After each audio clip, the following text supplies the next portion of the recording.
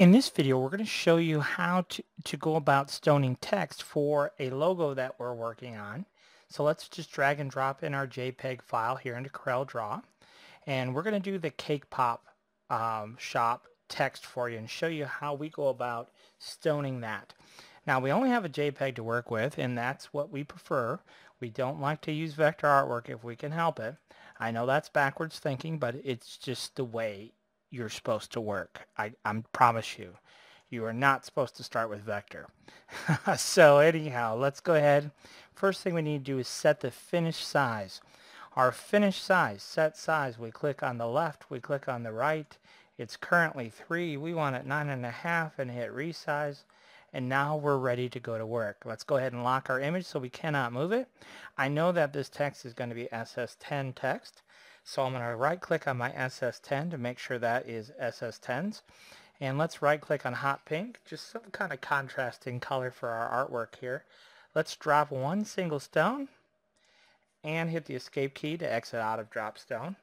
And let's begin our work. So the O here in pop is symmetrical.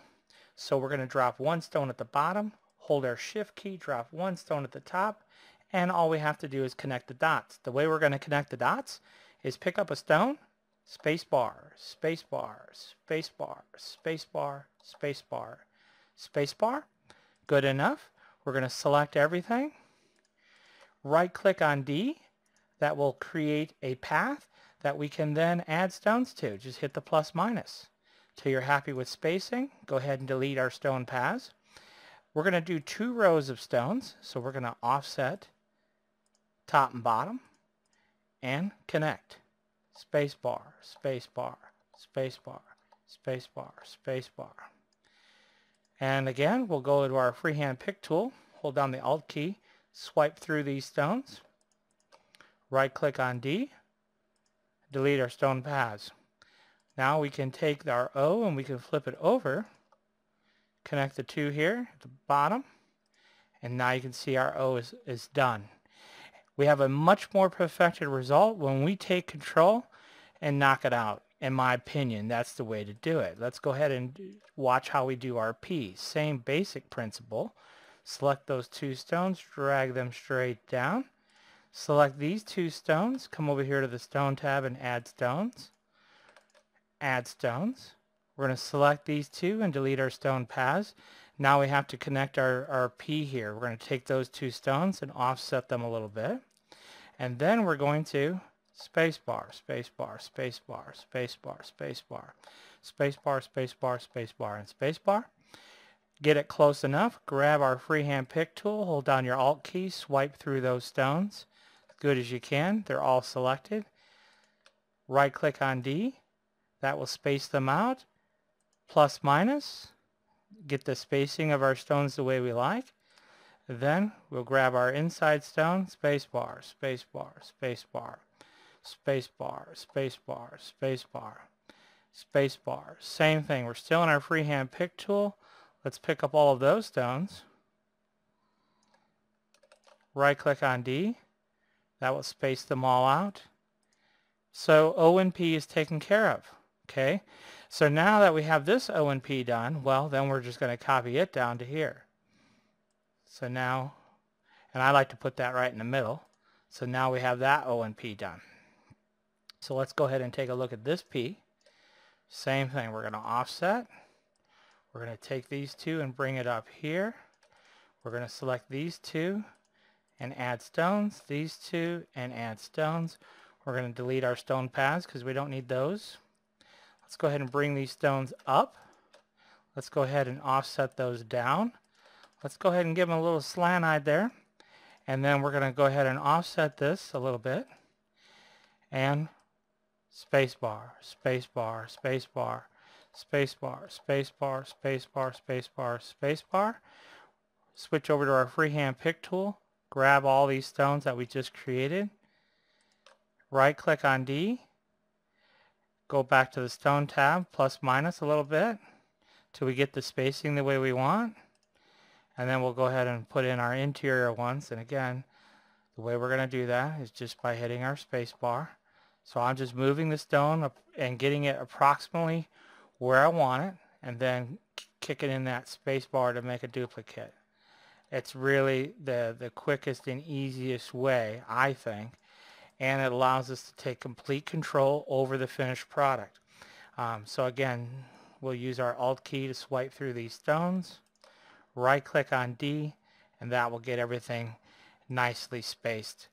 And you can see how good this is coming together for us. Now where things will get a little bit more challenging is when we get into the S here, but I'll show you that in a moment. So let's go ahead and pull this over for our H. And the nice thing is you get to see this in real time. So we don't have to worry about searching for rhinestone font that looks good, making sure that it fits exactly the way we want it to fit within our design. We don't have to worry about all that. And you can see the process that I'm going to be using throughout the whole design is the exact same process. We're just going to kind of place stones where we think we want them, and everything else will just kind of fall into place for us. So let's pull that over. Let's pull this up a little bit.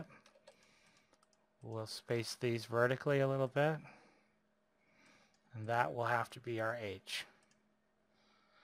Okay, and we'll go ahead and pull this over. We'll offset it. We'll nudge it over a little bit, and I'll take this and I'll come across, and then we're basically going to do the same thing at the top. So let's go ahead and take this and pull it straight over. Let's offset it this direction, and this will, up top, will just have to kind of come together as best it can. I'll show you what I mean by that. So let's go ahead. Straight line we'll handle with our add stone function, and then we're going to come over,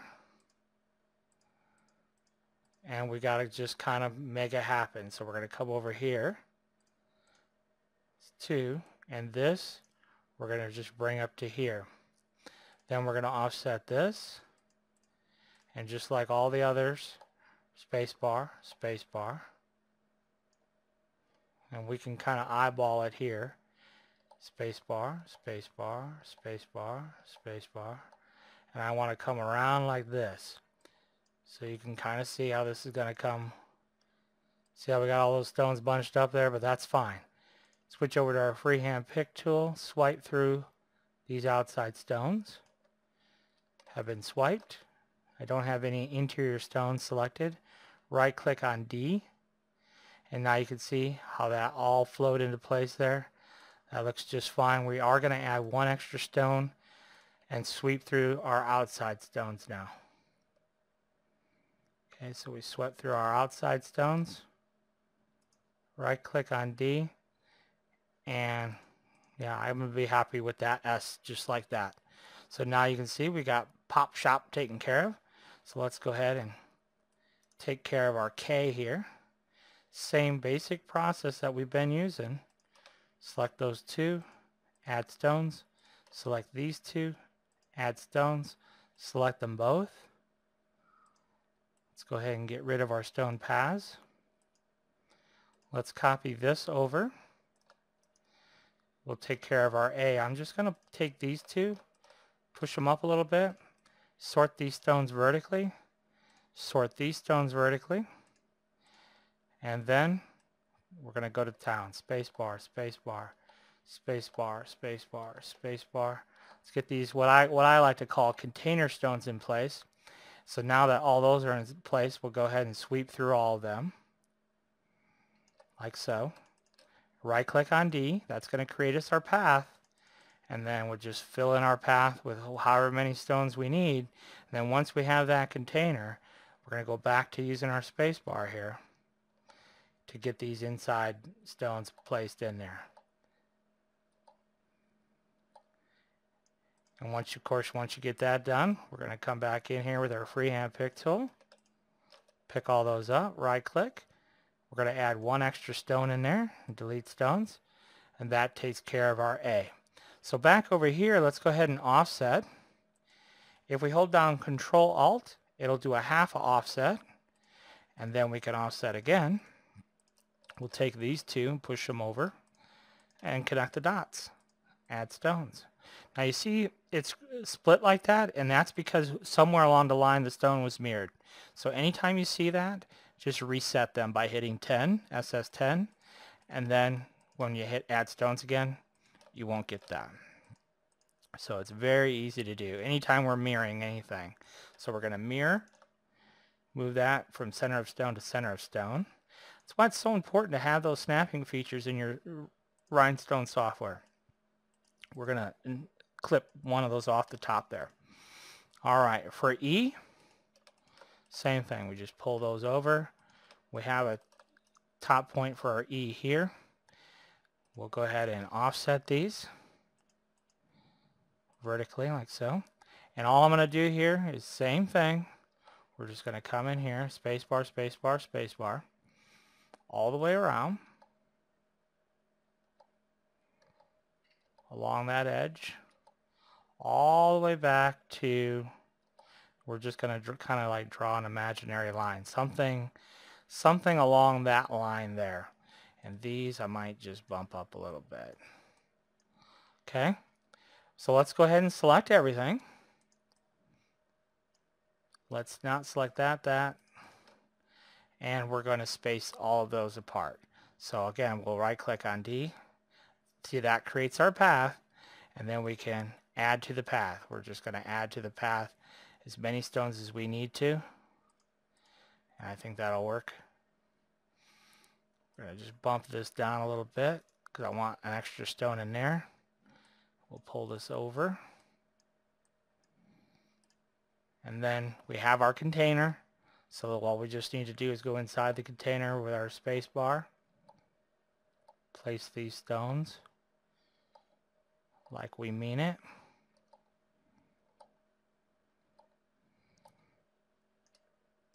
And if it works and gives you the results that you need, why complicate it, right? So we're going to right click. We're going to get rid of one stone. And then we'll just kind of hand place these couple to make it look good.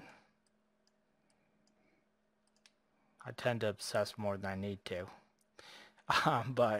So that takes care of cake.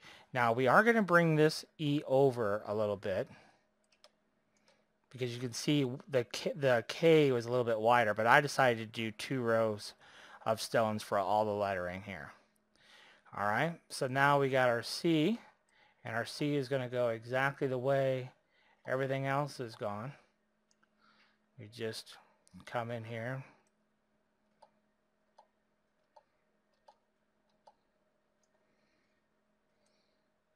Place those stones with our space bar. We are in our freehand pick tool, so we'll sweep through all these stones. Right click on D to get our path, and then plus minus to fill in the path. And now we have our container with our outside. So now we just come in here and fill it in with our space bar stones. And zoom in and out with our wheel of our mouse. So that's always nice. Put that one right where it goes. We're still in our freehand pick tool, so we're going to sweep all those interior stones like such. Right click on D, sort them all out. You know, we have perfect spacing. Now for the, pretty straightforward. We're just going to offset a few times. Space those out vertically with our V. Offset a few times.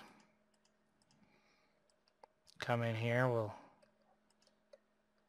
Control Alt.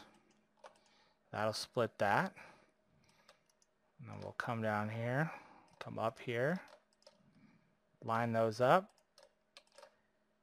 add stones, delete our stone path, copy these over, copy that one over, copy this over, spacebar, spacebar, spacebar, spacebar, spacebar, spacebar, spacebar, spacebar. Don't know if we'll have room, but we'll try. We'll just copy all of those.